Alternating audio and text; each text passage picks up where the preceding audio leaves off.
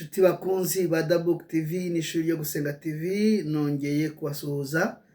Ndaje mu kiganiro nk'uko dusanzwe tuganira, tugiye kuganira ndabasomera nanone umurimo wanjye nk'uko nababwiye. Imana yatugabanije imirimo, umurimo wanjye ni uwo kwandika no gusoma ibitabo. Noneho ndabasomera mu gitabo nanditse,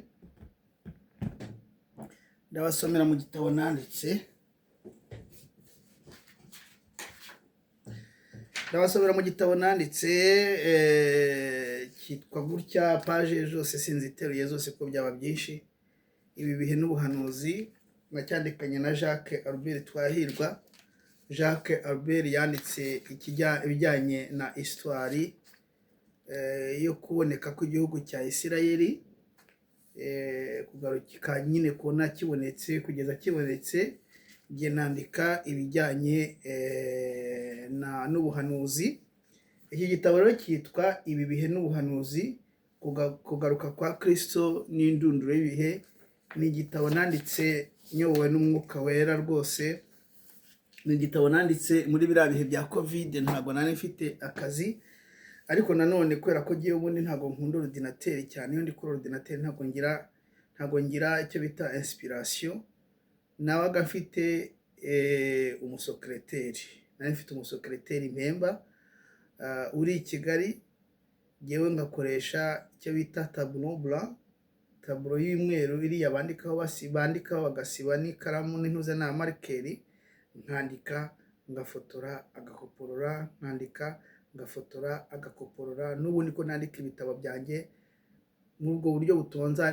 Nshobora kuzandika n'ibindi bitabo byinshi bitewe ko numva ariwe muhamagaro wanjye. Ndabizi ko Satani arawurwanya cyane, arawurwanya cyane ku buryo nk'ibitero nagize guhera maze iminsi mfite nta ku bijyanye n'ibi bitabo nsoma. N'ejo byangarutseho, n'uyu munsi byanyiriweho. Nakiriye amamesaje y'aba bahanga mu byo bita gaslighting. Gaslighting ni ugukina n'amarangamutima. Umuntu akakohereza mesaje yo kukujigura, sinzi uko nabisobanura, gukora mu marangamutima yawe ngo arebe yuko warakara ukandika nk'ijambo ribi naryo akaribika akaryohereza nk'abandi bantu. Nagiye mbona abantu benshi bagiye banyandikira kandi bihishe nyuma y'amakonte atazwi bisobanura yuko nyine ntabwo umuntu yivuga izina, ntubona ifoto ye, ni ibintu ni ya mazina abantu biyita. Umuntu akakwandikira, Imana yanyeretse ko uri waguye, Imana yanyeretse yuko uri umupagani, Imana yanyeretse yuko uyu munsi nakiriye ibintu byinshi cyane. Ariko nzi kudetekita intambara, nimba ari intambara nikururiye cyangwa ari intambara ziturutse kuri Satani. N'ubukana bujemo ndabumenya. Niyo mpamvu nta kindi jyewe nakora uretse guhagarara nshikamye, kuko nzi yuko umwami wampamagaye azi umurimo yanshinze, kandi nkukora uko nshoboye. Nanjye nkukora neza, nkukora uko nshoboye, kandi ntabwo meze nka wa wundi basigiye itaranto ngo aritabe. Nubwo ryaba ari rimwe ngomba kurigenza, nkazaryereka umwami wanjye hari icyo ryagezeho. Ndashima Imana rero, ndashima Imana. Ntabwo ndi umuntu ufite amataranto menshi yo kugenza, ndi umuntu ufite amataranto make Imana yansigiye, ariko ntabwo nahisemo kuyataba. Nahisemo kuyashyira muri ntuze, kuyagenza nyine nk'uko umwami yambwiye kuyagenza, hanyuma akazabyara inyungu. Nazaza yazagaruka nkamumurikira umurimo yampaye. Ndashima Imana rero ko ikomeje kubana nanjye, ndashima Imana ko ikomeje kunyigaragariza, ndashima Imana ko itandetse, ndashima Imana ko itampishe kurabagirana ko mu maso yayo. muri izi ntambara ndi kugenda mpura nazo, ndashima Imana. Hari byinshi Imana yagiye impishurira, mpitamo kugira ibanga cyangwa se nkabiganiriza n'abantu, nkaganira n'abantu bakeya, kubera yuko mbona n'andi mahishurirwa twagiye tuvuga yagiye adukurura akaga. Imana izagenda iduha uburyo bwo kugenda ibirekura, tubirekura igihe kigeze, tubirekura igihe kigeze, tubirekura igihe kigeze, ariko mumenye ko urugamba turimo ni urugamba rukomeye. Hari ibyo bita mu gifaransa noyer le poisson. Noyer le poisson ni ukuvuga ngo iki? Ni ubundi le poisson ubwayo, ifi ubwayo izi koga, ariko kugira ngo uyimanure uyishyire mu mazi neza ku buryo irohama, kandi ari wowe ushoboye kuyirohamisha, ni imbaraga zikomeye, byatwaye imbaraga zikomeye. Satani rero ari gukora uko ashoboye kose kugira ngo yibagize abantu ko tugeze mu igicuku cy'ijoro, ko umukwe agiye kuza, ngo abera dukwiriye gusohoka, umugeni wa Kristo akwiriye gusohoka akamusanganira kandi afite itabaza ryaka. Satani ari gukora uko ashoboye kose, aciye muri bya bindi byose nirwo mbabwira, aciye mu byo mubona, ari gukora uko ashoboye kose kugira ngo anoye le poisson, atume abantu batabasha gukurikirana umwijima, ngo bamenye ko tugeze mu mwijima w'icuraburindi, barebe, bacana amatabaza, bategereze umukwe ugiye kuza, agashaka ko abantu bagumya kurangara. Hari mushiki wanjye uri muri France dukunda kuganira, yanyoherereje ikiganiro kiri gukorwa hirya no hino mu isi, bari kuvuga kuri ziriya dosiye za Epstein. Hari abahisemo kuzinyora ntibabivuge. Ndatangara cyane iyo mbonye nta muntu wo mu Rwanda, wo mu bakristo, wo muri aba bavuga ibyo kugaruka kwa Kristo, wo muri aba bari gukangura abantu, uri kuvuga kuri izi dosiye za Epstein, bakazirekera ba banyamakuru basanzwe bari gushaka amafaranga, ntibabashe kuzivugaho ngo abantu basobanukirwe, abantu bamenye yuko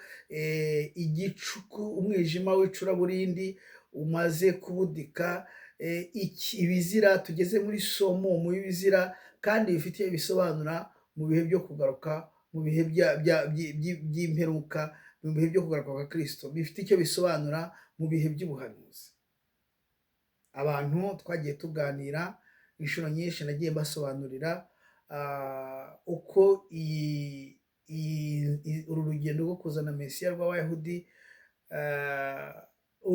kuzana Mesiya rw'Abayahudi, uko rwatangiye n'uko ruri kugenda, n'ibintu bagomba gushyiramo kugira ngo rwihute ruzane Mesiya aze ku ngoma, wa mwami wabo, wa munyabizira uzaza ku ibaba ry'ibizira. Reka rero dufate umwanya wo gusenga, hanyuma twinjire mu cyigisho cy'uno munsi, kitaza kuba kirekire, birumvikana n'icyigisho ndibuze kubasomera kuri cya gitabo cyanjye, kandi murumva biryoshye cyane. Imana yarampishuriye, Imana yabanye nanjye muri biriya bihe bya Kovide. Ndibuka rwose najyaga mbyuka mu gitondo, nkagenda nkatereka ikibaho hariya, nkandika, ngafotora, nkohereza, nkandika, ngafotora, nkohereza, nkandika, ngafotora, nkohereza. Uwari umusekereteri wanjye nawe akandika. Ndashima Imana kubwe, tumaranye igihe kirekire dukorana umurimo ukomeye. Yananyoherereje iyi Bibiliya ndi gusoma, niyo wayinguriye, ayimpera umuntu ugiye kuza. Ntabwo nanjye vuga byinshi, ariko bamwe bavuga ngo ntabwo nsoma Bibiliya.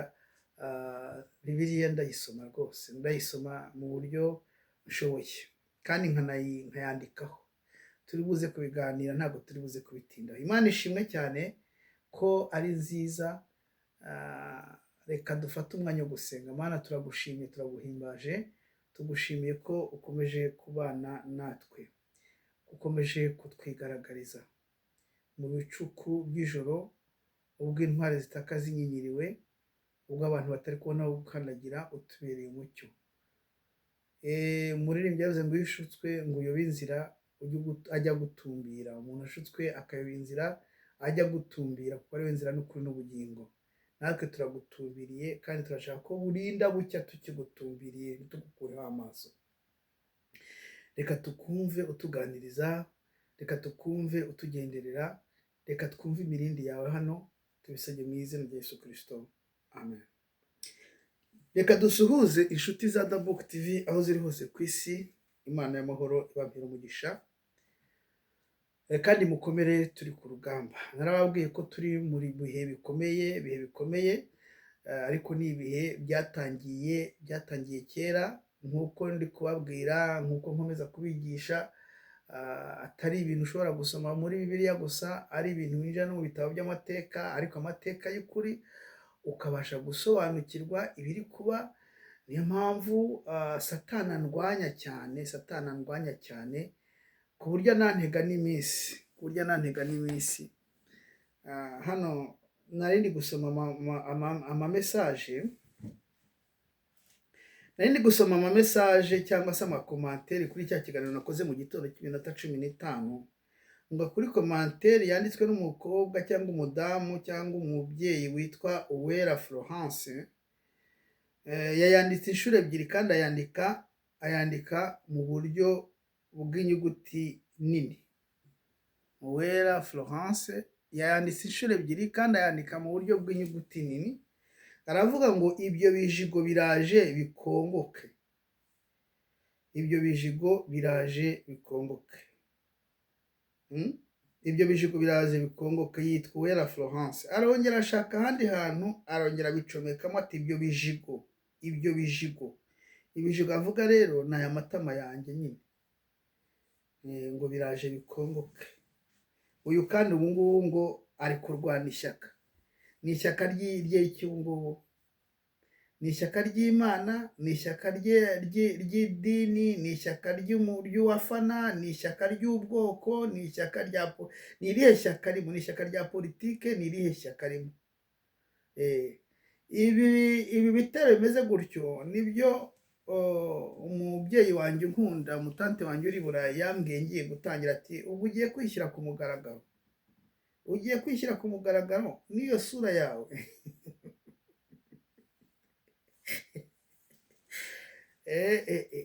Ati ahubwo si yo utishyira ku mugaragaro, kuko azi yuko hari ibitero bishobora kuza, abantu bakajya bareba uko, nimba uri igikara, nimba uri mugufi, nimba uri muremure, nimba ufite amaso atukuye, nimba ufite amaso mato, nimba ufite iki.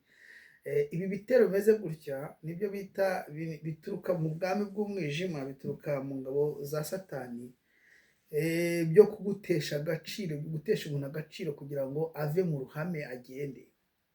Ariko se Imana niyo yaduhaye ijambo, yaduhaye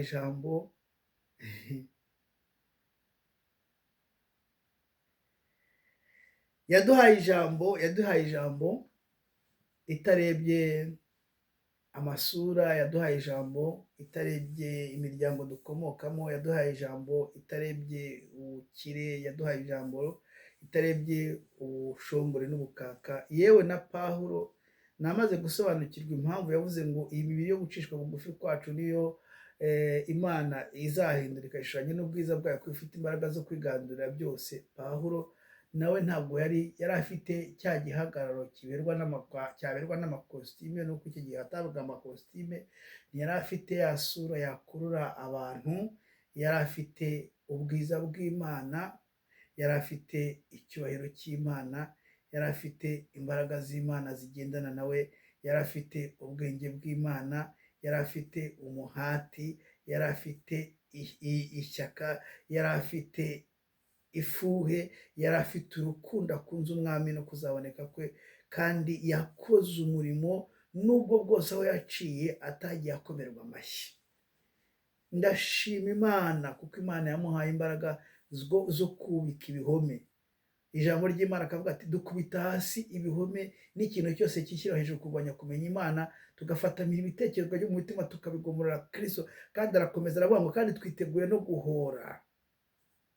Igihe kizagera duhagarare turi kumwe na Yesu Kristo ducire ab'isi urubanza. Iyo jyewe Imana yampaye kudetekita urugamba rwahagurukijwe na Satani. Iyo bigeze aho umuntu abura uko mu bihe byashize hari umuntu wajyaga anyataka akambwira ngo wantera hamwe we, wakiwe, wazanapfa wowe, icyo kimodoka rero gutwara kizanakurenza umuhanda kikwice wowe, akantu k'ibitutsi by'ubwoko bwose bwose bwose bwose.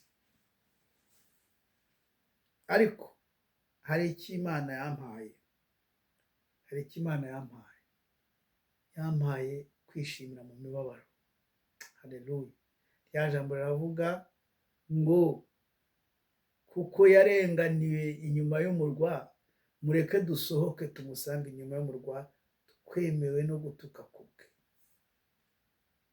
Umuririmbyi yavuze ngo uwabatinyutse ibyago byose nazakurikire umwami Yesu, ntacyamurekesha iyo migambi ye yo guca mu nzira ijya mu ijuru, ntabwo azacogozwa n'ishamugongo, abazimubwira nibo bazagwa, abanzi be bose ntibamugarura mu nzira hisemo ijya mu ijuru, ntabwo azacogozwa n'ishamugongo, kandi abazimubwira nibo bazagwa. Ntabwo ushobora gucika intege kuko nabwiwe byinshi, naciriwe ibico, natumweho intumwa zo kunkorera ibibi, ntabwo sinzi nanjye imbaraga ziri kunkoresha uko zabashije kunkonvenga kutagira ubwoba. Ntabwo nzi ukuntu ubundi nagombaga kugira ubwoba, ariko imbaraga ziri kunkoresha zituruka mu ijuru zabashe kunkonvenga kutagira ubwoba, kandi zinyigisha kudetekita igitero cyose gituruka kuri Satani, ku buryo iyo bibaye ngombwa, hari umuntu wanyandikiye ngo hari umuntu wambwiye yuko iyo umuntu aguhuguye ngo uhite umuburoka. Nshaka kumubaza nti ese wowe umugura urinde? Ko izina ryawe sindi kuribona wowe, ntabwo ndi kuribona n'isura ya, ni kwa kundi umuntu ahindura amazina cyangwa agashyiraho uturabo tugakurikirana cyangwa utundi tuntu tugakurikirana, agashaka kuhugura, akugutera amabuye akureba wowe utamureba. Ariko icyo kintu ndacyumva, agashaka kugutera amacumu akureba wowe utamureba. Aho uwo muntu aba adakorana na Satani ni hehe? Akakubwira ko yavuganye n'Imana, ikamubwira ko wamaze kugwa, akakubwira ko yavuganye n'Imana, ikamubwira ko uri kurindimuka, kandi ntashaka kugaragara ngo umubone.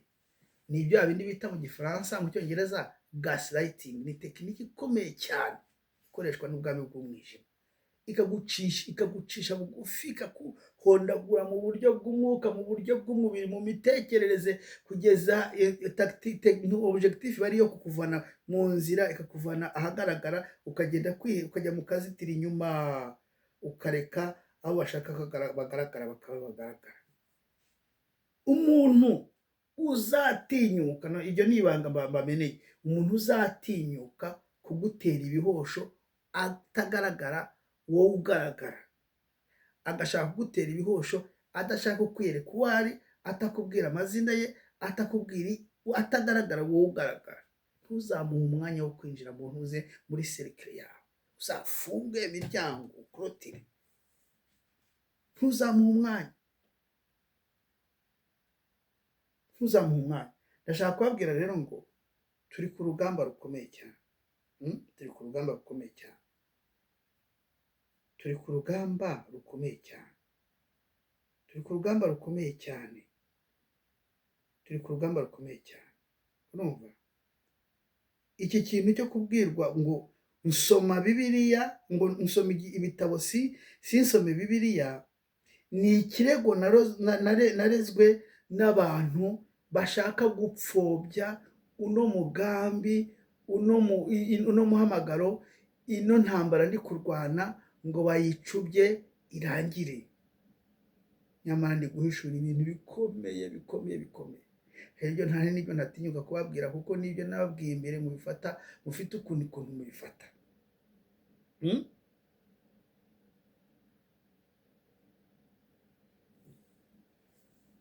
Nari ngiye kujya mu bintu byinshi cyane, ariko reka tugaruke kuri ibyo nari twatangiriyeho. Satani ari gukora uko ashoboye kose kugira ngo anoye le poisson, akoresheje social media, akoresheje intelligence artificielle, akoresheje amashusho agenda aproduizwa na tekinoloji, amashusho agenda aproduizwa na tekinoloji, atera ubwoba abantu bagashya ubwoba, umuntu agasohora ifoto ati dore bya bindi ntimwavuze yuko irangamuntu y'ikoranabuhanga, dore noneho dore hano dore 366, ifoto zigasohoka ari nyinshi cyane, zakozwe n'ubwami bw'umwijima kugira ngo batere abantu ubwoba, kugira ngo abantu binjire mu bwoba budashira. Iyo uri umusirikare uri ku rugamba ukagira ubwoba bw'ibitariho, biba byakurangiranye. Turi ku rugamba rukomeye. Abantu batazi aho tugeze mu gicuku. Hari cano ndi gukurikira, hari umuhungu rwose Imana iri gukoreramo, ntabwo abizi ko ari Imana iri kumukoreramo, uri kugenda asobanura ziriya dosiye za Epstein file, ahereye ku gasongero kazo. Ni ukuvuga ngo icyo bita iceberg, ntuze agasongero ka iceberg, no kiriya gisindu cyo mu mazi, akenshi kiriya gisindu cy'ikibuye cyo mu mazi, cy'urubura cyo mu mazi, akenshi kiba cyicaye ku ndiba y'inyanja, kandi aho cyicaye niho kiba kigari, ari kinini, gifite imbaraga aho cyicaye. Noneho twe tukabona, cyangwa umunyabwato witwaye ubwato akabona agasongero kacyo akagira ngo ni gatoya, nyamara mu ndiba yacyo ari igisozi kinini cy'igisindu. Ari guhera ku gasongero agenda yerekana ati ibyo muri kubona ni agasongero. Kandi ibyo bintu si we wenyine wabivuze, aho nshaka kugera mureze kuhumva, ibyo bintu ntabwo ari we wenyine wabivuze, ahubwo n'umuparlementaire wo muri Leta Zunze Ubumwe za Amerika naramubabwiye. Uyu nguyu yitwa Tim Burchett, yaravuze ngo satanic report from Epstein file will shock the world. He says what is being revealed now is now the beginning of that more shocking material will follow. Ni ukuvuga ngo raporo za Satani ziri muri ntuze. Uyu mugabo yari umukozi wa Satani wo mu rwego rwo hejuru. Nimba hari umuntu, nimba Satani yishimira ibitambo by'abantu, ibitambo by'abana badafite bintuze bibitambabuga batazi icyatsi barinosa, ibitambo by'abagore, ibitambo by'abagabo, nimba Satani yishimira ibitambo by'abantu, uyu yarabitambye kandi amwubakira n'urusengero abitambiramo. Yari umukozi wa Satani par excellence. Yabaye indunduro, uyu nguyu ni indunduro ya processus iyo kugenda hiyongeranya ibizira, yo kuzana umunyabizira ari we Mesiya w'Abayahudi, uriya bita Antikristo. Ikaba ari processus yatekerejwe bwa mbere n'umufomesi wa mbere witwa Sabatayi Tsevi, arongera yihereza uwabikomeyemo cyane nakunze kuvuga witwa Jacob Frank niwe wavuze ati kugira ngo Mesiya wacu azaze ku ngoma, ashyire ku ngoma Abayuda. abitwa abayuda kandi atari abita abayuda kandi atari bo, ahubwo ari ab'isinagogi ya Satani. Ashyire ku ngoma abo bita abayuda kandi atari bo, kandi ahubwo ari isinagogi ya Satani. Nuko tugomba kumanura isi tukayigeza ku ndiba y'urwobo, ku ndiba y'urwobo, avec des génocides, avec des guerres, avec des famines, avec des cataclysmes, avec des pandémies, avec ibizira by'ubwoko bwose. Tugomba kumanura isi tukayigeza ku ndiba y'ubwobo. Nibwo buryo bwonyine. Ni ukuvuga ngo uko bagenda bakurura ikibi bongeraho ikindi, bongeraho ikindi, bongeraho ikindi, baba bari convaincre yuko igihe kizagera wa munyabizira akaza akicara ku ngoma, akabatereka ku ngoma.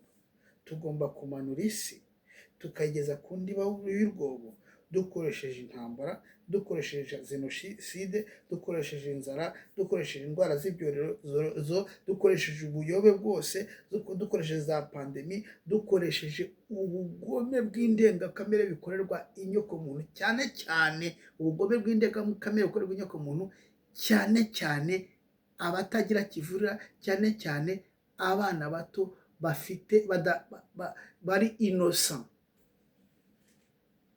imbere y'Imana.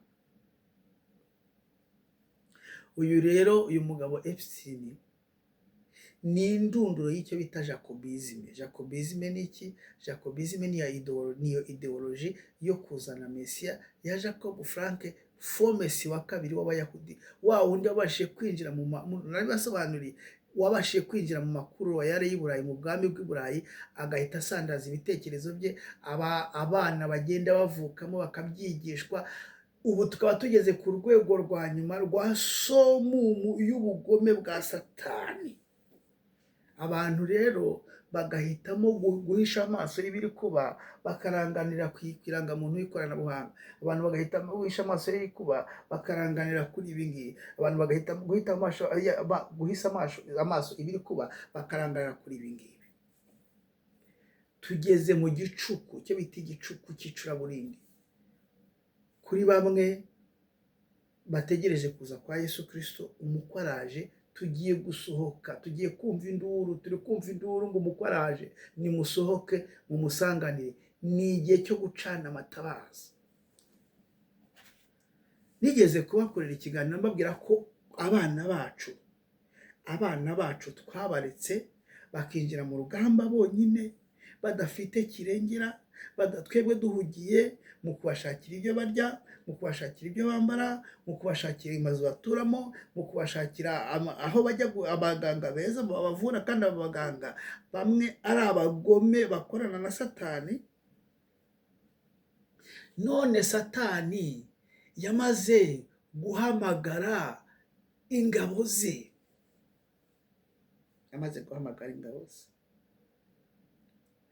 Satani yamaze guhamagara ingabo ze.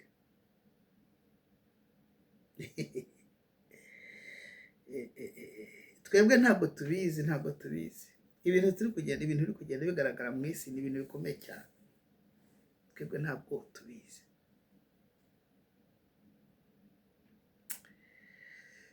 Hari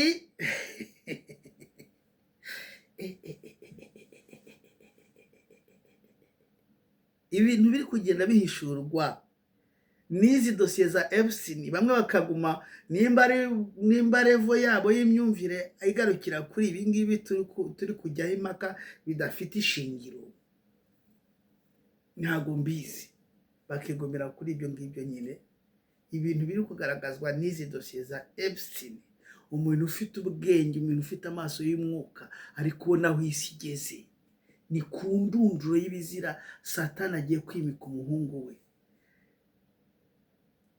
Ndi kureba izi dosiye za Epstein, ndi kuzenguruka, hari aho naguye ku ishusho itangaje cyane.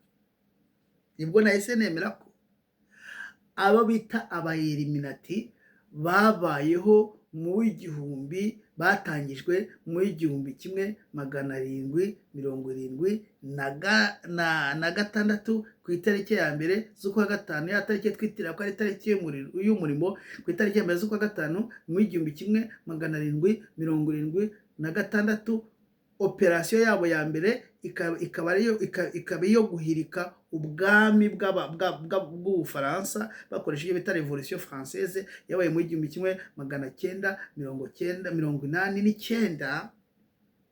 Ibyo nibwo nahise nsobanukirwa ko zari ingabo za Satani noneho zihamagawe ku mugaragaro.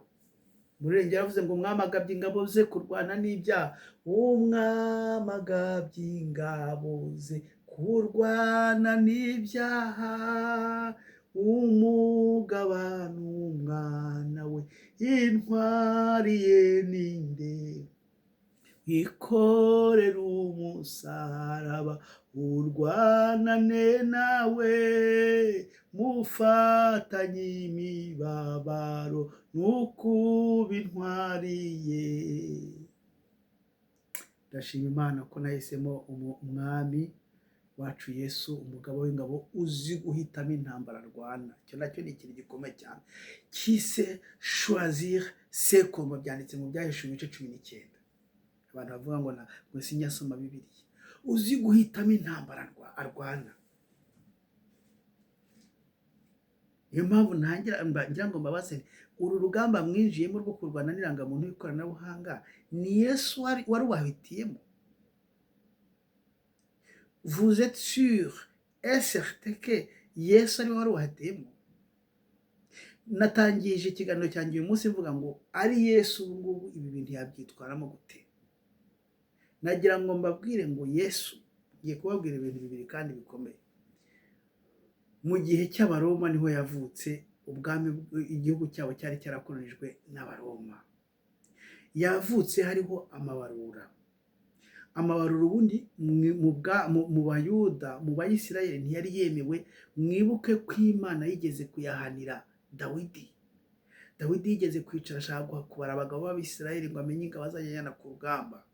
Imana irabimuhanira bikomeye. Ntabwo amabarura yari yemewe mu Bisirayeli, ariko Abayuda bamaze gukorerezwa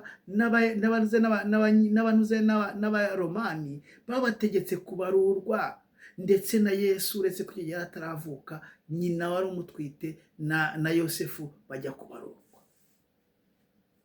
Yesu amaze kuvuka, Yesu yakoresheje amafaranga. Navuga ngo ifaranga rimwe rizaza, ngo ifaranga rimwe rigiye kuza, ngo ifaranga rimwe rigiye kuza. Yesu yakoresheje amafaranga ariho umutwe wa Kayisari. Kandi nagira ngo mbabwire ngo Kayisari yari umwami w'abami unasengwa nk'Imana. Kayisari yari umwami w'abami unasengwa nk'Imana. Ndetse muri kiriya gihe Yohana, Kayisari yari umwami w'abami unasengwa nk'Imana. Kandi muri kiriya gihe Yohana abona Ibyahishuwe, abona uriya mubare 366 wari umubare uhwanye na Kayisari. Kayisari umubare we yari 366, na Nero umubare wari 300. Ampereri wese wazaga ku bwami muri ntuze. Niyo mpamvu n'Abadivantisi bajya batubwira bati na papa, kuko na papa n'umwampereri nawe n'umubare ni 366. Ariko Yesu yakoresheje amafaranga. Ntabwo nzi uburyo inshuro yakoresheje uko ingana, ariko hari byanditse muri Bibiliya ko yasoreye awe n'abigishwa be igiceri kiriho umutwe wa Kayisari. Urugamba uri kurwana, nagira ngo nkubaze, ni Yesu wari uguhitiyemo, kuko ni umwami, ni umugabo w'ingabo uzi guhitamo intambara arwana. Reka tugaruke uyu munsi, nako n'ejo nibwo nabibonye, ndacyacukumbura izi dosiye za Epstein, kuko namaze gusobanukirwa ko tugeze mu gicuku, tugeze kuri somumu, ako turi kubona nta gasongero k'ibizira. Mu ndiba y'aka gasongero harimo icyo bita satanic report.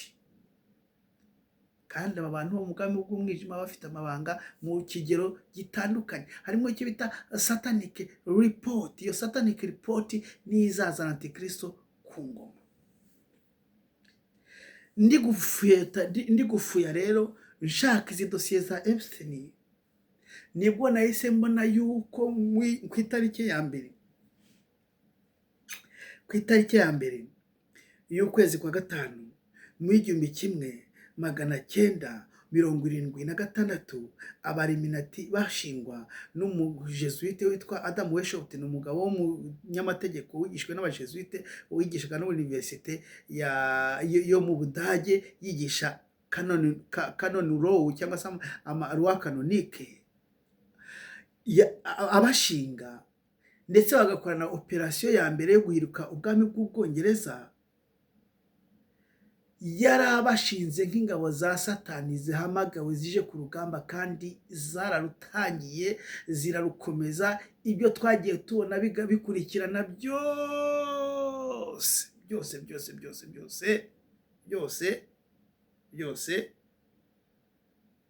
ni gahunda z'ingabo za Satani ziri kurwana abantu. Rero tukaba nayifu. Turi kuganira n'uwo mutante wanjye uri Burayi ejo bundi, yaravuga ati bose ubonye biriya bintu bizira dosiye za Epstein. Niwe buri adukunda kuganira kuko abayumva hari ibintu sobanukiwe. Wabonye ziriya dosiye za Epstein? Narazibonye. None se bari abantu rero no kubasengera Bikira Mariya akabatabara, rega nabo n'abana b'Imana. Nabwo ko se ariko si wa mubyeyi, niko namubwiye.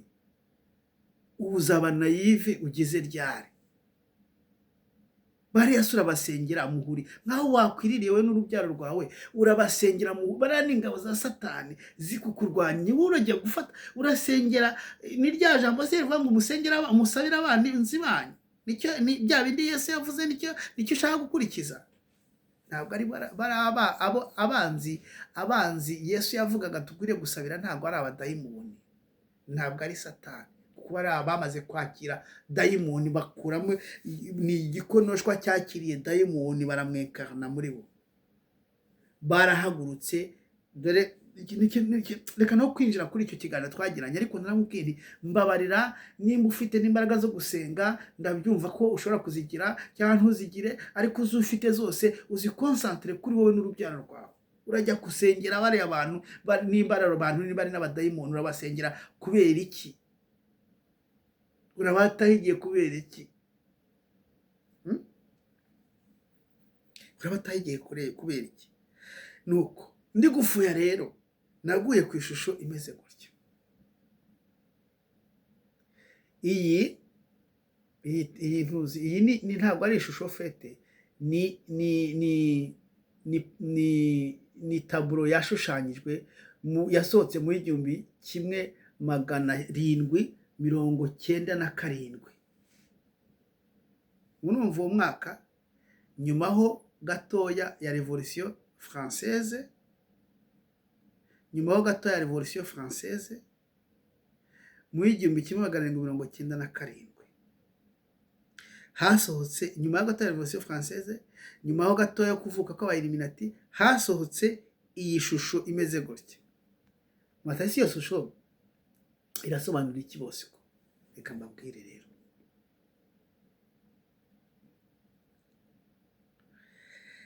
Iyi shusho ifite titre ivuga ngo Satan convoca ses légions.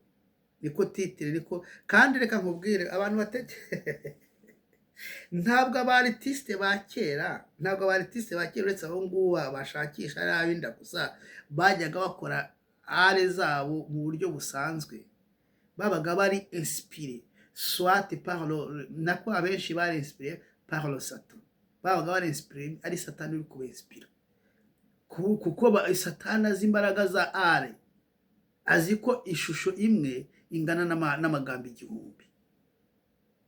Yagombaga kubinspira ibintu biri prophétique, ibintu bikomeye, message ashaka kubwiriza.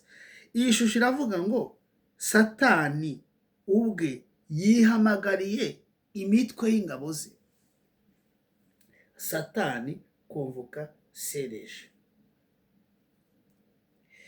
Mu mafoto rero mu byahishuwe kwa ntuze kwe Epstein, harimo umugore witwa Marina Abramovich ukomeye cyane muri ntuze mu mafilime muri Leta Zunze Ubumwe za Amerika, n'uyu mugabo witwa Jacob Rothschild wo mu Rothschild, bapozinga bahagaze imbere y'iyo taburo ikomeye yashushanyijwe yakozwe n'umugabo witwa Thomas Lawrence mu 1797, ifite umutwe uvuga ngo Satani ari guhamagara ingabo ze bapuzinga imbere yabo. Birasobanura rero iki? Birasobanura ko ingabo za Satani zamaze kwipanga neza, kandi bo nta n'isoni bafite bo kubyemera ko ari ingabo za Satani. Noneho twebwe baba nayifu, bamwe tukarangarira kuri bya bindi ngo dore irangamuntu y'ikoranabuhanga, ngo dore noneho ngo dore ngo ntirebe ifoto yasohotse, ngo dore urabona kuri 366 ngo ubone abantu bakarangarira kuri ibyo ngibyo, kandi abandi bari gutunganya ibitero byabo. Ubu ntabwo muri kubona ko tugeze mu gicuku. Ikindi nongere ngaruke ku bintu by'abana. Nagumye kubwira abantu ko nijya wohereza umwana ku ishuri, hari umubyeyi nakunze cyane avuga ati umwana wanjye yiga mu seminari, ndamusuhuje Valentine rwose nkunda kumwita mushiki wanjye, ati umwana wanjye yiga mu seminari, ati buri gihe ngiye kujya kumwohereza ndamusengera, ati n'ejo bundi warose inzozi urazimbwira, ati ndamusengera. Nujya wohereza umwana wawe ku ishuri, yawe nguyu ugiye muri garideri yo hasi, yawe ugiye muri primaire, yawe ugiye muri secondaire, yawe ugiye ari butaha uwo munsi, ujye umusengera nk'umusirikare ugiye ku rugamba, agomba gutahuka amahoro. Kubera yuko muri za dosiye za Epstein hasohotsemo ikindi kintu gikomeye cyane.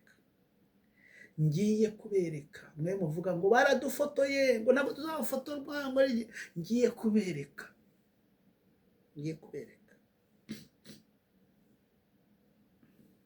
Itegereze kano gafoto, nta kandi gafoto kasohotse muri dosiye za Epstein. Ni agafoto k'utwana b'abana twereza ku ishuri, bakagusinyisha impapuro bakavuga ngo uremera ko umwana wawe tuzamufotora. Amafoto ye tukaba twayakoresha mu buryo bwa publicité, cyangwa se mu buryo bwo kwigisha abandi n'ibiki. Cyangwa se ku ishuri haje umufotogarafe, dore foto izasohotse, bakagupropose ko n'amafoto meza, bati nimudashaka kuyigura, n'umushaka kuyiga bakaba bayicishemo agakato kugira ngo udahita uyitwara kuko ntacyo yakumara, bayicishemo umukato, bati nimushaka kuyigura tanga aya mafaranga, hanyuma umufotogarafe tumutere inkunga, nyine ni umufotogarafe wigenga, tanga amafaranga, hanyuma bazaguhe aya mafoto, naya uhitemo amafoto ushaka bazayaguhe, tanga amafaranga. Na gutya byagiye bimbaho. N'ifoto mfite kuri profile y'umwana wanjye ni ku ishuri bayifotoye, kuri profile ya Facebook. Muri Leta Zunze Ubumwe za Amerika baje kumenya ko hari kampani ifotora abana mu ishuri ifite aho ihuriye na Epstein.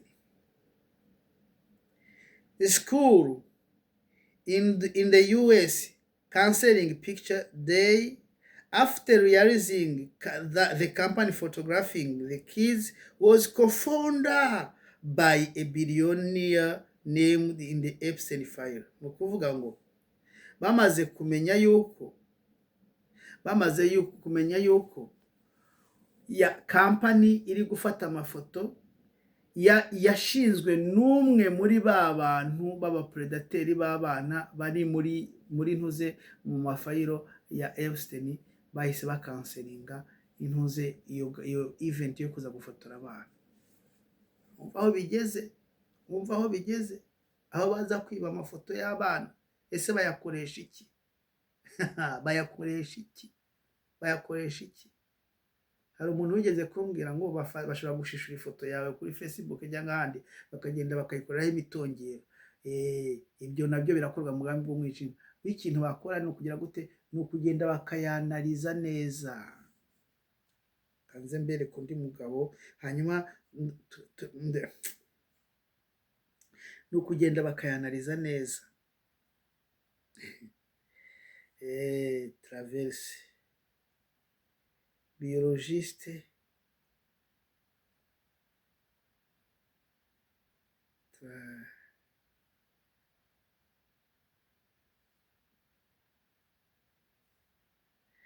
Robert Traverse.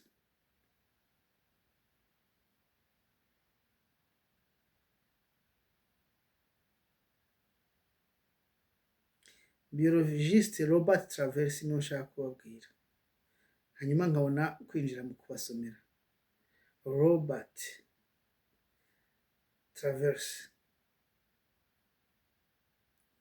uyu uri kumwe, uyu wambaye ishati y'ubururu niwe mu biologiste witwa Robert Travers, niwe ukorana, niwe nawe uri mu madosiye ya Epstein. Ahandi hantu agaragara wenyine ni hehe?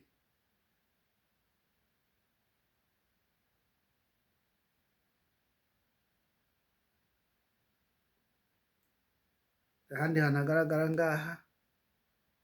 Uyu Robert Travers niwe Epstein yandikiraga, kuko ni abantu Satani yahaye misiyo yo guhindura inyoko muntu bahereye no kutwana duto. Niwe Epstein yandikiraga akavuga ngo, akamubwira ngo nituyatubona umwana ku myaka 3 atangire kwerekana udusamusamu cyangwa udutre twa transgenre, no kuvuga ngo nimba akana k'agahungu babona kajya gusa n'agakobwa, nimba akana k'agakobwa babona kajya gusa n'agahungu, duhite dutangira rwihishwa icyo bita hormone, imisemburo, bagahita batangira gucunga, bakamenya umwana, bakabaza umwana, bakabaza umwarimu umwigisha, batese umubyeyi we, muzaganire, umubaze dogiteri we ninde, umwarimu agafata amakuru akagenda akayagurisha kuri aba bantu, cyangwa se niyo batayagurisha bakayagisha, bakamenya dogiteri we ninde, bakamusanga rwihishwa, bakajya babwira akabandi, waba ujya kumuvuza akakwandikira imiti irimo amahormone, umwana akazakura ahinduka.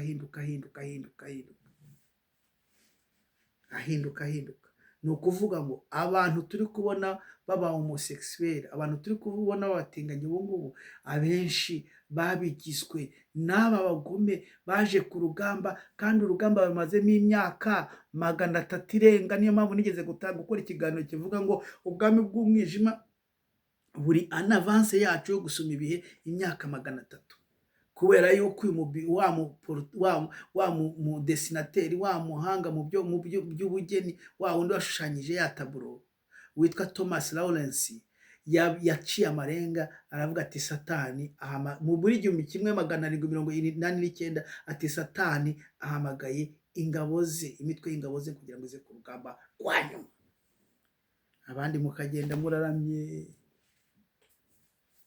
Reka mbasomere cya gitabo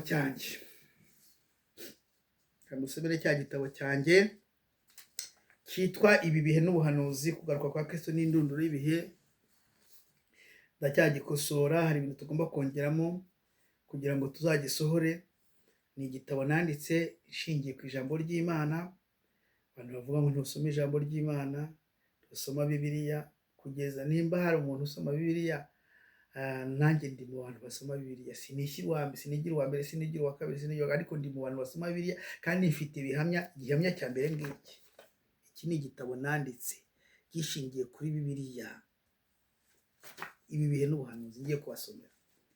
Ibyiciro biranga kugaruka kwa Yesu Kristo. Kugaruka kwa Yesu Kristo kuzaba mu byiciro bibiri. Kugaruka mu ibanga, byo bita parousia, avenir.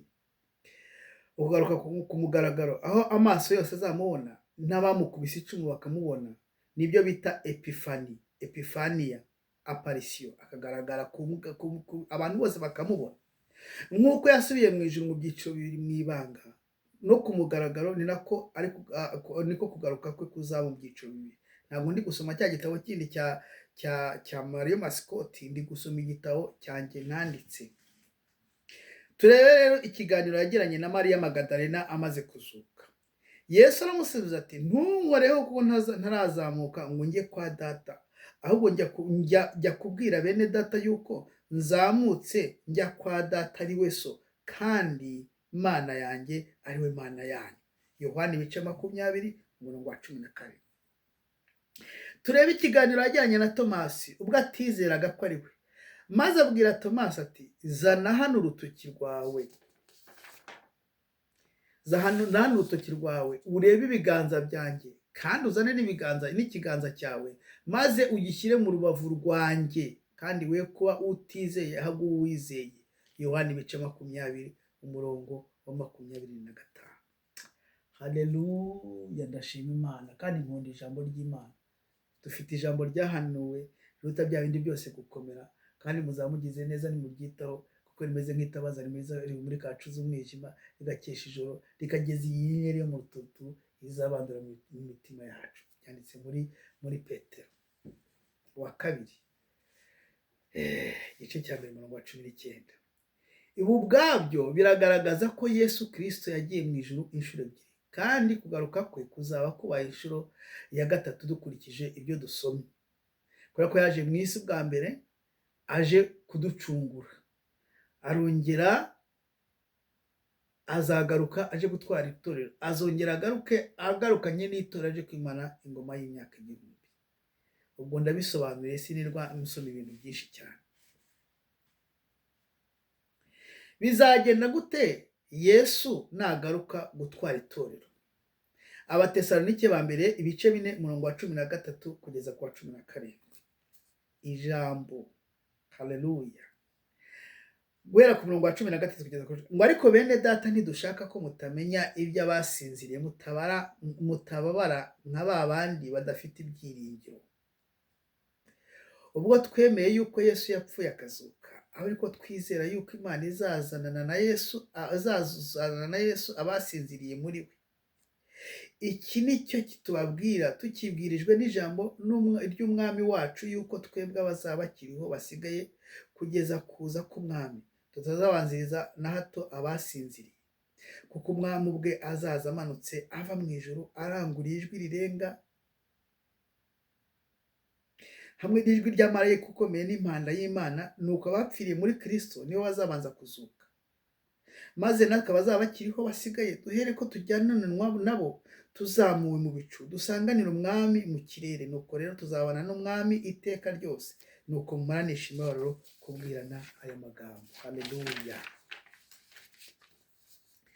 Nk'uko Pawulo avuga muri iyi mirongo dusomye haruguru, avuga neza ko impanda nivuga bazabanza kuzuka ari abasinziriye cyangwa abapfiriye muri Yesu Kristo. Hanyuma abazaba bakiriho nabo bazahindurwa, bazambika umubiri Kristo yazukanye, wari ufite ubushobozi bwo guca mu rukuta, ugahita ugera aho utekereza kujya n'ibindi. Ukuzamuka kw'itorero niko kwitwa rabuca mu rurimi rw'icyongereza, cyangwa gushikuza. Imana izadushikuza mu gihe gito cyane. Haleluya. Pawulo yavuze ko mu kanya nk'ako guhumbya, haleluya, ibyo bikorwa bibiri bizaba bikurikiranye mu kanya nk'ako guhumbya. Ibyo bikorwa, haleluya, Pawulo yavuze ko mu kanya nk'ako guhumbya ibyo bikorwa bibiri bizaba bikurikiranye. Ni gusoma rya gitabo nanditse cyitwa Ibibihe n'Ubuhanuzi. Umuhanga mu mitekerereze w'umufilozofe witwa Jacques Van Impe niwe wavumbuye ko akanya ko guhumbya kangana na 0.11 by'isegonda. Rero ukuntu isegonda rikubita rimwe gusa ni isegonda. We yarabivumbuye avuga ati akanya nk'ako guhumbya kumukirinye ijisho kangana nuko wafata isegonda ugabanyamo ibice 10 byibura. Ati bivuze ko ibikorwa bibaye muri icyo gihe ni nkaho biba bibereye rimwe. Nibyo ibikorwa bibaye mu isegonda rimwe. Nuba mu isegonda rimwe abazaba barapfuye bazazuka, natwe abazaba bakiriho tuzamukane nawe mu kanya nk'ako guhumbya. Niko Pawulo yavuze. Ariko umufilozofe w'umuhanga witwa Jacques Van Impe aza kumenya ko akanya nk'ako guhumbya kangana na 1/10, plus précisément 1/10, 0.11 by'isegonda. Bivuze ko ibyo bikorwa icyo kuzuka no guhinduka kw'abazaba bakiriho bizabera rimwe mu buryo bugaragara. Iyi mpanda nivuga nta munyabyaha uzayumva, kandi abera bazazamurwa, kandi ubuzima buzakomeza hano ku isi. Imirimo izakomeza nk'uko bisanzwe. Ndashaka kutaza kurenza isaha. Imirimo izakomeza nk'uko bisanzwe. Gusa ikibazo kizavuka ni ukubona abantu bagiye baburirwa irengero mu mpande enye z'isi. Guverinoma y'isi izaba ifite akazi gakomeye ko gusobanurira abazaba bari mu isi impamvu y'ibura ry'abaturage batandukanye. Aho ibinyamakuru bikomeye n'ibyoroheje inkuru nyamukuru bizaba bifite ku isi yose, icyo bita breaking news ku isi yose, ko ari ugutangaza ibura ry'abantu ku isi yose n'impamvu ishobora kuba yabiteye. Aha twavuga nka CNN, BBC, France 24, TV5 Monde, Fox News, Al Jazeera n'ibindi byinshi bizaba biri gucicikana bivuga bati abantu babuze ku isi bari gushaka impamvu baba babuze. Nihagenda pilote w'indege n'umwungiriza we, kuko habaho pilote na copilote, nagira ngo mbabwire ngo nta nubwo numva impamvu ngewe Bosco uvuka i Nyarusiza munsi y'ibisi, nize ngahetura bya bindi nagiye ncamo, nkaza nkakora hano nagiye nkora hose, nkaba nduhukiye mu gukora mu byo bita domaine aerospatial.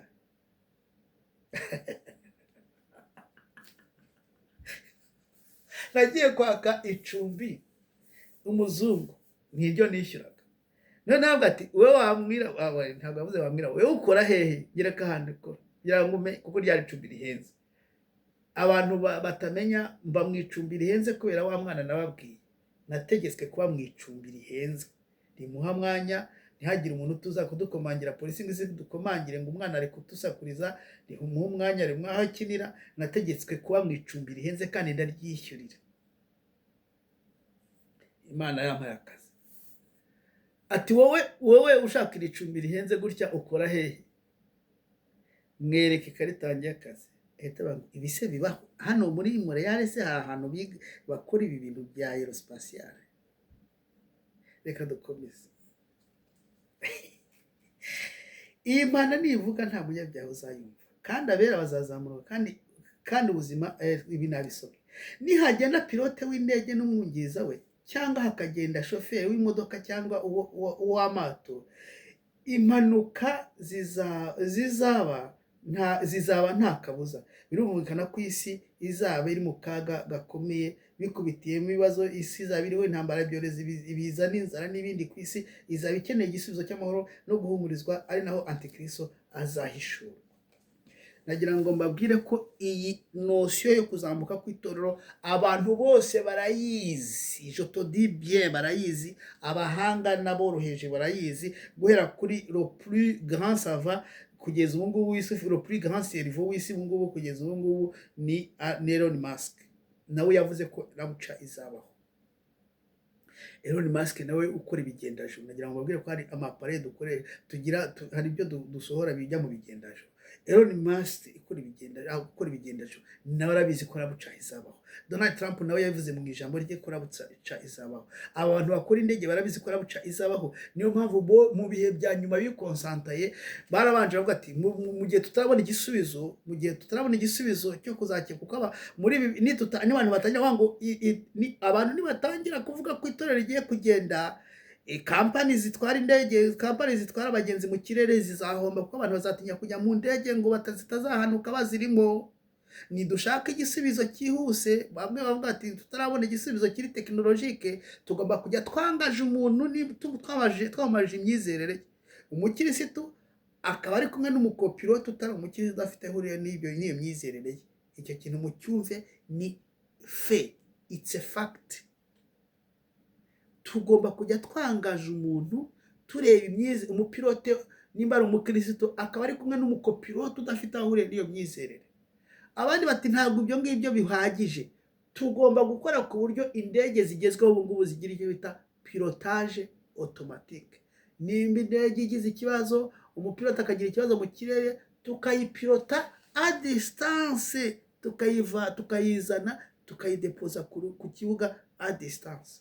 Ikibuga cya hafi kiri aho ngaho tukayidepoza, cyita pilotage automatique. Uretse ko inahera nuko pilote ashobora no kuyigeza ko akashyira kuri pilotage automatique, ubundi akanicarira gutya ikijyana indege.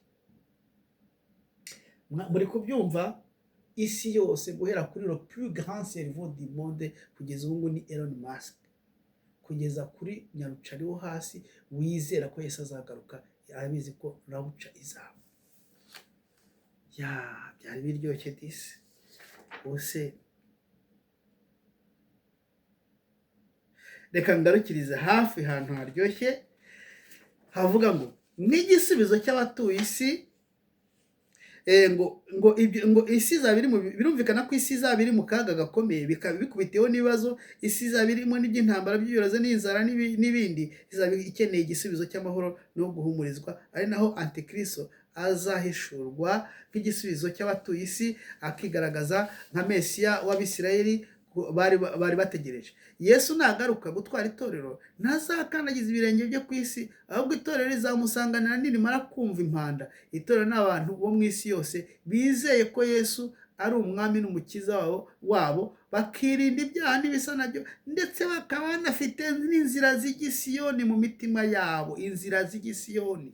Haleluya! Iki kintu nagiciyeho umurongo kugira ngo nanze kukigarukaho. Inzira z'igisiyoni bisobanura iki? Hari abantu bitwa ko ari abakristo ariko badafite inzira z'igisiyoni, bakunze isi kurenza ijuru. Nagiye mbabona n'abantu baza muri komantere zanjye bakumva navuze kuri babahanuzi b'ibinyoma cyangwa babavugabutumwa bahamagawe na Satani, babapotere b'ibinyoma bahamagawe na Satani, bari muri New Apostolic Revolution, bari movement ya yitwa nari yahagurukije ba Gitwaza, ba Masasu, bandi ba Minyone, none njya mavuga amazina, ba Minyone, ba wandi Ugrasirum, bandi bose bari muri New Apostolic Revolution, bari nari ko bagita cyangwa movement. Bo bahawe mission yo kwigisha icyo bita prosperity gospel, gukundisha abantu isi aho kugira ngo bakundishe ijuru. Iyo uri imbere yabo bagomba kugukirigita, bagatiti ubwonko bwawe, bagukirigita, bagukundisha isi, gukundisha, bagakora uko bashoboye kose bagasiba, icyo bita gusiba, bakazisiba inzira z'igisiyoni mu mutima wawe, bakazisiba, bakagukundisha inzira zijya mu kigega, inzira zijya muri banki, inzira zijya i Burayi, inzira zijya muri Amerika, inzira zijya mu ntuze mu byo, inzira z'igisiyoni bakazisiba. Abantu bazaba bafite inzira z'igisiyoni mu mitima yabo nibo bazaba bategereje Yesu, kandi nibo Yesu azaba aziye. Imana nivuga izaba ifite imirimo itatu. Umurimo wa mbere ni wo kuzura abapfuye muri Kristo. Haleluya! Aka kantu niko agiye kurangirizaho. Impanda nivuga izaba ifite, byanditse muri cya gitabo nanditse, impanda nivuga izaba ifite imirimo itatu. Umurimo wa mbere ni wo kuzura abapfiriye muri Kristo Yesu, umurimo wa kabiri ni wo guhindura abazaba bakiriho, umurimo wa gatatu ni wo kuzambura itorero rigasanganira Yesu ku bicu, kandi ibyo bizaba mu kanya nko guhumbya nko guhumbura, ako umufilozofe w'umuhanga witwa Jacques Van Impe yageze agasanga kangana na 0.11 0.11 by'isegonda. Gufata isegonda ukarigabanyamo ibice 10, nuko akanya nk'agumbya kangana, ni ukuvuga ngo ibi bikorwa uko ari bitatu: umurimo wo kuzura abapfuye muri Kristo Yesu, guhindura abazaba bakiriho, no kuzamura itorero, bizabera bizaba mu gakanya nko guhumbya mu gihe cya 0.11 by'isegonda. Ibintu bibaye mu isegonda rimwe cyangwa muri biba bibereye rimwe. Niyo mpamvu ari mu ibanga rikomeye. Ntabwo nkomeje gusoma kino gitabo, ariko iyo gisomye ndumva ndyohewe, kandi igihe wacyanditse ntabwo ari igitabo cyanditswe n'undi muntu, kandi impamvu ndi gutekereza n'ubu nagezeho ndibaza ni izihe mbaraga zatumaga icyo gihe madamu yarakoraga, jyewe sinakoraga. Nagamaraga gutanga abana, nkaza ngahagarara muri cuisine yanjye ahantu, ngatereka ikibaho ngaho, ngajya nandika biri kumanuka, nshaka n'imirongo muri Bibiliya, biri kumanuka. Narangiza nkohereza umusekreteri wanjye wari uri mu Rwanda, akabitayipinga, kongera Imana ishimwe kuko yadukoresheje umurimo nk'uyu nguyu, kandi izakomeza no kudukoresha ibirenzeho. Reka tugarukiriza aha ngaha. Twagomba gusoma iki gice tukakirangiza. Imana muri bambere umugisha, nongere mbabwire ngo nimukomere, turi ku rugamba, kandi mumenye yuko, nongere mbasubiriremo ko ingabo za Satani zamaze guhamagarwa. Ariko mwumve iki kintu, nigeze gusohora ikiganiro kivuga ngo aba special forces ba Satani bamaze kugera hagati, bamaze kuba deployed hagati muri twebwe. Icyo kiganiro naragikoze, ifite thumbnail irimo abasirikare bo kumanukira mu kirere. Aba special forces ba Satani bamaze kuba deployed hagati muri twebwe.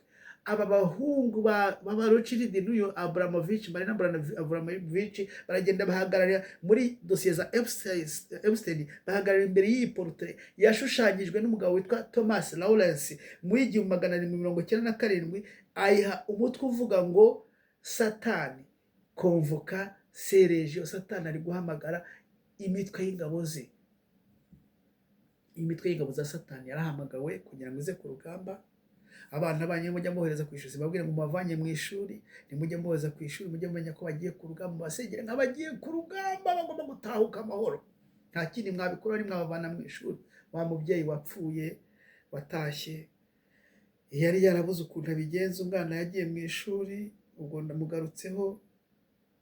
Yesu mwana w'Imana ushimwe. Ariko mugarutseho, umwana we yagiye mu ishuri, umukobwa aza amubwira yuko umwana we wigana w'umukobwa yamubwiye ko afite inshuti y'umugabo basambana. Ibyo bintu urabyumva s'il vous plaît? Ati nawe ndakubwiye, kandi bigaga mu wa 4 primaire. Umwana w'umukobwa araza abwira umwana w'uwo mubyeyi ko afite inshuti y'umugabo we basambana, akamwita ko uwo mugabo, kandi ko amwita ko ari umugabo we. Kandi aramubwira ati kandi nawe ugomba kujya. Kandi ngo uwo mwana niko uwo mubyeyi yambwiye ati ngo yazengurukaga mu mashuri yose, agenda yinjira mu ishuri ameze nk'umusazi, akicara akaganiriza abana, akabashikura, bagaseka, akongera akajya mu rindi shuri, abarimu baramuretse. Ati maze kumenya ibyo bintu bibera muri iryo shuri, nahise mvana abana banjye mu ishuri. Nicyo gisubizo yahise abona cyihuta. Ntabwo babwira ngo mvana abana banyu mu ishuri, iyo ndi kuvuga birazwi. Ubwo wenda nihagira n'umuryango n'uwo muryango wo nkurikira arabizi, azi impamvu. Ntabwo yavanye abana be mu ishuri icyo gihe kubera ko abuze amafaranga yo kubishyurira. Ntabwo yari kugera ku rwego kugura amafaranga yo kwishyura abana. Ntabwo yavanye abana be mu ishuri kuko byaramurenze kumva umwana ufite imyaka wo mu wa 4 primaire w'umukobwa abasha kubwira umwana we ko afite umugabo mukuru, witwa ko ari umugabo wabana nk'umugabo n'umugore. Kandi amubwira ati nawe namugushakira. Uwo mwana akajya azenguruka mu kigo cy'amashuri, yinjira mu ishuri bajya mu rindi, yinjira mu ishuri rimwe ajya mu rindi. Abarimu baramwihoreye. Nujya wohereza umwana wawe mu ishuri, ujye umenya ko agiye ku rugamba, umusengere nk'ugiye ku rugamba, ugomba gutabaruka amahoro. Imana y'amahoro ibamire umugisha, mukomere.